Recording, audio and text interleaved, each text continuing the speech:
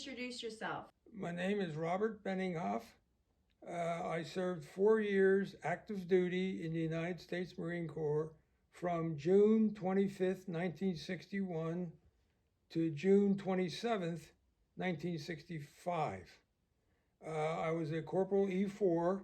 I was 20 years old. I just thought that I could get a little more excitement in the Marine Corps. Can you describe the training process you went through to become a Marine?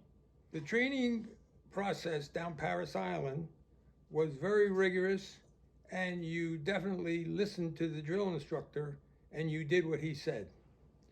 The minute that it became light outside, the drill instructor came into the squad bay with a baseball bat and an empty trash can, and he started rattling that around, and that's what woke us up. And we were out on the parade ground doing calisthenics. We were on the rifle range. We were in the swamps.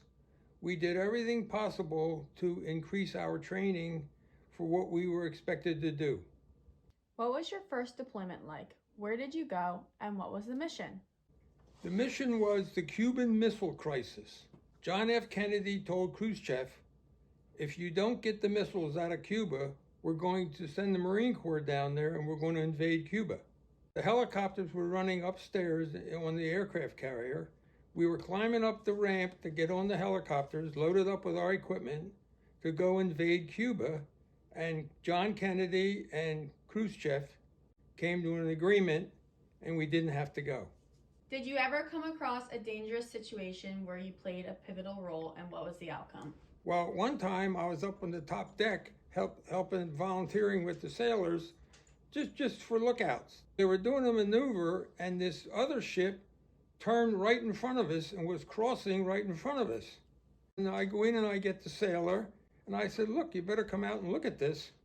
And he comes out and he runs back into the 05 level and he hollers, reverse rudders. Here, if we'd have kept going, we'd have sideswiped or crashed right into the other troop carrier, and we both would have sank in the middle of the Atlantic Ocean. And I was the one that spotted it. The captain of the ship came up and said, what's going on here? And he said, well, we almost ran into that ship, and the ship was crossing right in front of us. He said, nice job, Marine.